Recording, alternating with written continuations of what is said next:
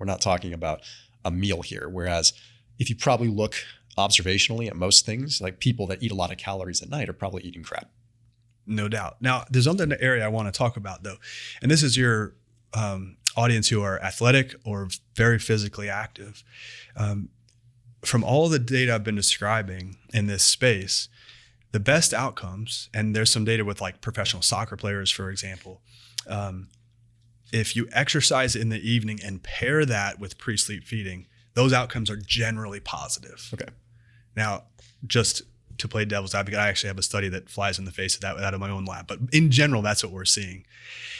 If you exercise in the morning and do pre-sleep feeding, it looks like it's a little bit less important for some of these outcomes. So that's something to consider. The other one's for athletes. Like if you're a high level athlete, many times you have games at night. Yeah. Or if you're a working individual and you've got kids and your only time to do this is late at night, you're setting yourself up for a situation where if you don't eat, you could be impaired tomorrow. For sure. You have to think about the next workout or the next practice or the next game in these examples. And so like, for example, if you work out hard tonight and you also want to work out tomorrow morning, you should probably eat after your workout. Yeah. So there are so many nuances to this.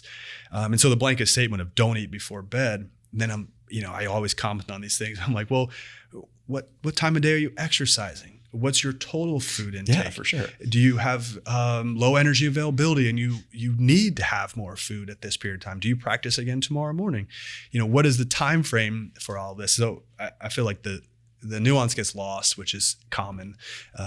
But I think the general message needs to be much more clear, which is a small, at least at this point, protein dominant food that's 150 to 200 calories is either going to do nothing or would give you a benefit.